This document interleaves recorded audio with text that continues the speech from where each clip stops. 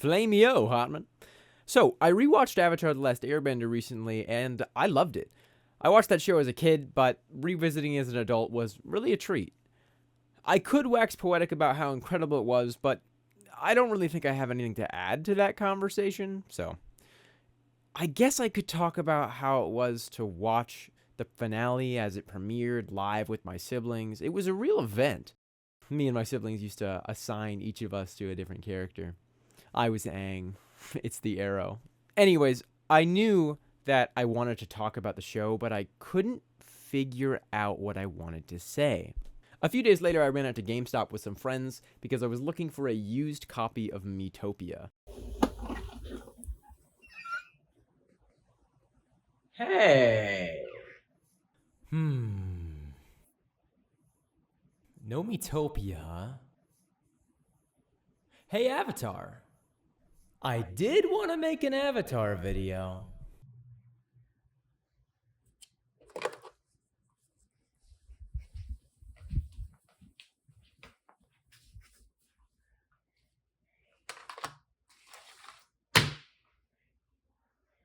Don't buy this. So naturally, I bought it. They said I could get my cash back as long as I return the game within 7 days with this sticker intact. You can't see it, but there's a sticker here. I think they were warning me. I'm recording this part of the video before I play the game, so if I look worse later, you know why. I opened up the game and immediately began to question my financial decisions. Water, earth, Oh fire, no! air. There are so many quality ways to spend $30. This isn't one of them. Avatar Quest for Balance opens on a well-drawn but poorly animated cutscene that's mostly just a worse version of the cartoon opening with the added bonus of spoilers. I believe Aang can save the world.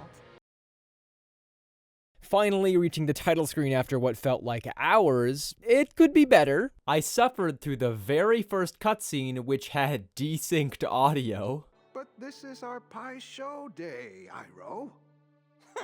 I trudged my way through the slideshow masquerading as a video game and managed to complete the tutorial. The first level begins and Katara can already waterbend? What? This is gonna be a faithful adaptation. I have to punch 3 knobs to open this door, but they don't work. I thought I was soft-locked at first, but then I realized that only bending activates these doors. That's really gonna suck for Sokka. I arrived at the engine room, which the game ever so kindly stopped me at to remind me that I needed to go into. It's a good thing they reminded me of what they said a minute ago. I got really distracted, failing to platform. I walked past it to check the end of the hall, and when I walked back, it showed me the exact same conversation. I read that 10 seconds ago. Moving on to Guru Patik's Bending Challenge, where he used the mystical power of 3-foot render distance to make some rocks disappear. Then I solved some puzzles where I learned that jumping while holding anything is not allowed. That torch must be really heavy. I was then confused by the press A to skip prompt, and I thought that I was going to miss something if I did indeed press A, so I waited for about half a minute until realizing that they meant press A to continue. My bad. Next, we summarized some major story beats and reached my favorite part of the first level, Subway Surfer, featuring invisible hitboxes. Hope Katara didn't see that. Hope Katara didn't see that. Hope Katara didn't see that. I then appeared in this puzzlingly designed room with exactly 1 guard, beat the hell out of him, failed to jump over fire, punched the fire for daring to burn me, and made my incredible escape. Yeah! On to the boss fight. Now, everybody remembers the iconic first fight between Aang and Zuko. This fight really shows off the strengths of this game. In that it looks terrible, I've already forgotten the music, the voice acting sounds like this. I need to capture you to restore my honor. And it controls like I'm trying to drive a 16-wheeler with only my face. But at least it's over. Ow! I'm sorry, Uncle.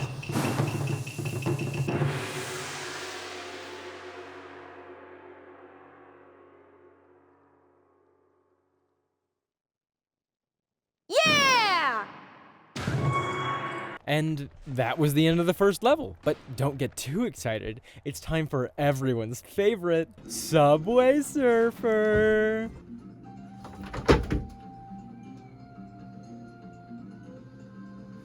Oh my god. I could tell that my mood was only going to get worse, but I'd already paid $30 for this, so I called in some backup. I played in co-op for the majority of this game because if I tried to play it alone, I probably would have done something I would regret. Along for the ride was my best friend and thumbnail artist, who I shall not be doxing. Thank you so much for suffering through this game with me. I couldn't have done it without you. I'll pay for the therapy. As soon as we loaded into multiplayer, I began to notice some things. This game is not meant to be played with 2 people. Immediately, the UI was overlapping and showing the wrong characters, and whenever player 2 stepped off screen, they teleported. There's no split screen. Most healing items just don't work on player 2. I could go on and on and on. But having 2 players also meant that usually Katara is just in levels that she's not supposed to be, which is great because she's broken. Water is easily the strongest element in this game, and Katara is the only one who can heal the party at all without items that, remember, don't work. The biggest problem is that the camera doesn't care what player 2 is doing at all. Player 2 cannot see what they're doing the vast majority of the time. I pretty closely summarized the first chapter of the game, but there are 18 of those, and I do not want this video to be an hour of subpar gameplay. So I'm gonna break this down into sections. Firstly, as I'm sure you can tell, Quest for Balance looks terrible. It is an ugly game. The models are janky, the faces look wrong, Suki Naruto runs everywhere, the textures don't load in, the backgrounds are hilariously bad. The only time the game looks good at all is in the drawn cutscenes, when they aren't being poorly animated. If they'd just drawn more stills and relied on the comic book type style, then these cutscenes could have gotten a pass, but the animation of the 2D drawings completely ruins the aesthetic. The frame rate is also impressively bad. Oh! Yes, this is a real clip, and no, it is not edited. The sounds of the game are usually fine, but not a single one of the voice cast is actually a returning actor. That would be fine, of course. It's been almost 20 years since the original show, but the performances... Stop hiding behind these little girls, Avatar. They can't save you. I'm here, Zuko. ...are terrible. Some characters are definitely better than others, but the delivery of some of these lines sounds like they hadn't read the script, which, in all honesty, is probably not the actor's fault. Sokka's voice is noticeably lower quality than everyone else's. I can't believe we fell for that. Which is interesting. The voice acting of the original show is known to be incredible, so it's disappointing that they dropped the ball this badly. Oh, it sounds like the firebending's back on.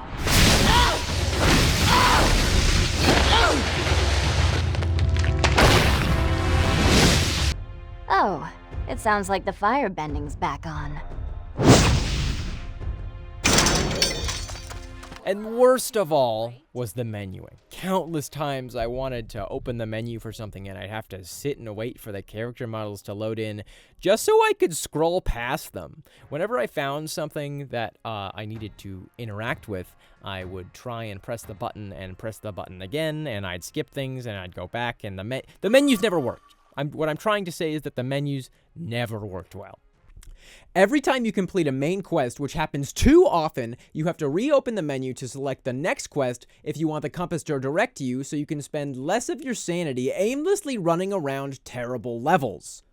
The best way to quickly summarize this game is to call it an exceedingly poorly made Lego game. Simple combat, some puzzling, some platforming, and just really, really bad. And an Avatar Lego game would be awesome. They should really, really make that. The list of minor issues with how the game looks and sounds is endless. The music is so forgettable that I actually forgot to write something about it in this section. I was going to talk about how forgettable it is, but I forgot to, and I think I'll leave it there. On the other hand, combat can be summarized pretty easily.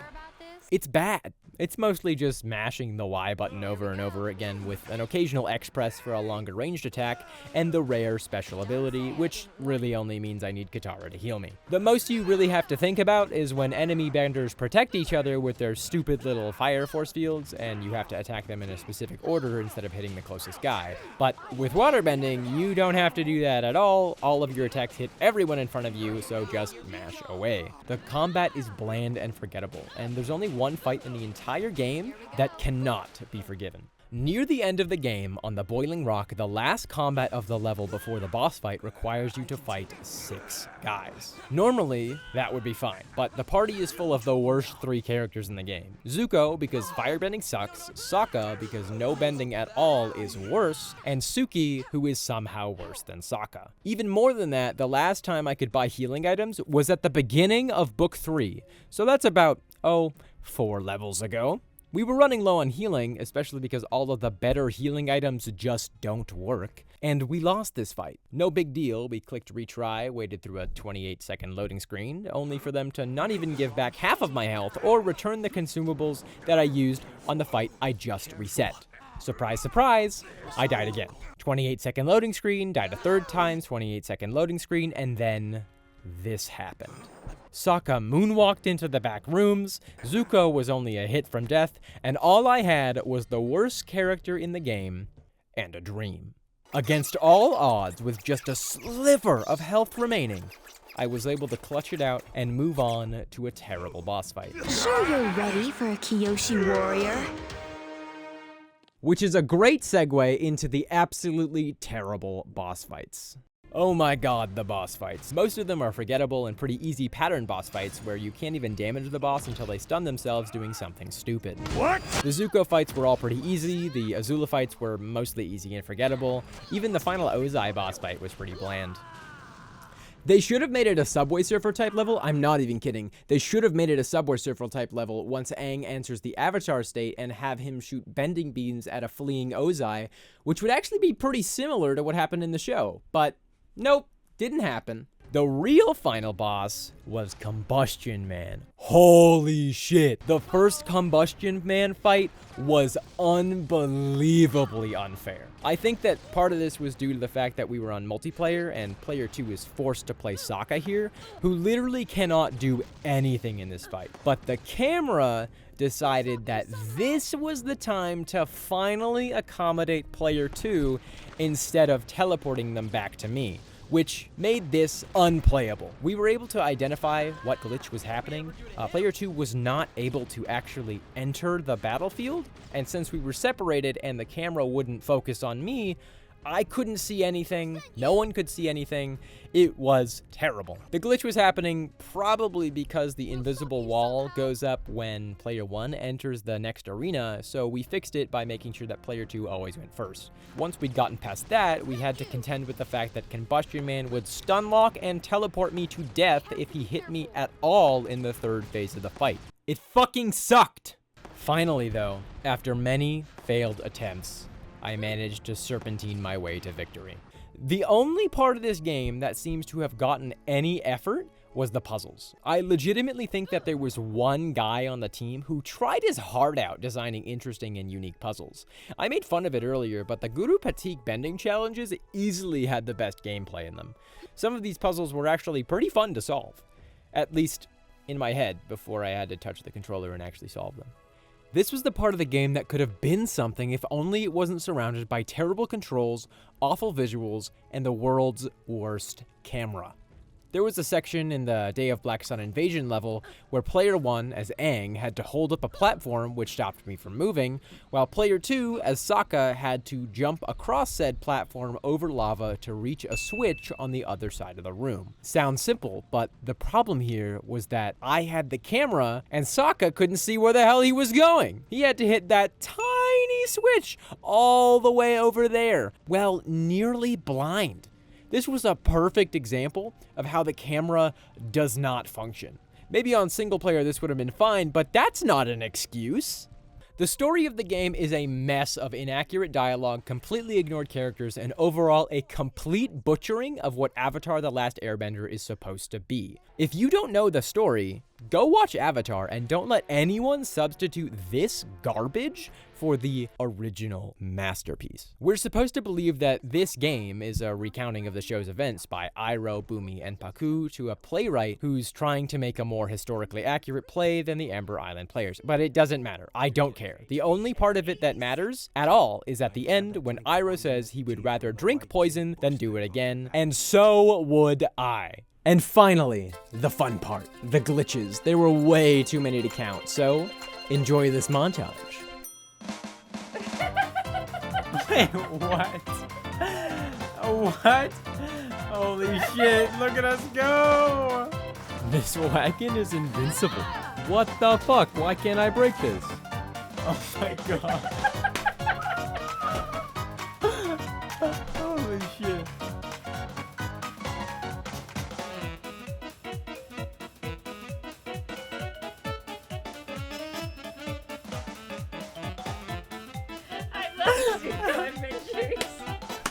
Holy shit. Dude, Suki's like, what are these fuckers doing? Boys night, boys night. Boys night, boys night. Oh!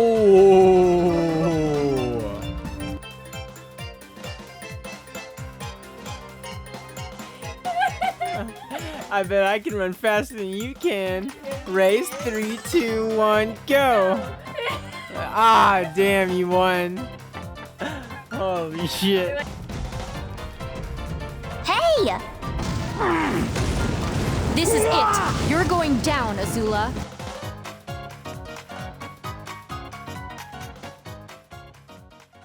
And that's it. Avatar: The Last Airbender Quest for Balance is the worst game I've ever played in my life. Don't play this game. If you want more Avatar content, then read the Chronicles of the Avatar series. It's fantastic. I just read these first 2 novels. It took only a few days, and they were fantastic. I'm seriously considering making a follow-up to this video talking about these books because they're so damn good. If you enjoyed my misery here, consider liking the video, subscribe if you want more of me yapping. This video was a blast to make, even though playing the game was miserable. Thanks so much for watching. See ya.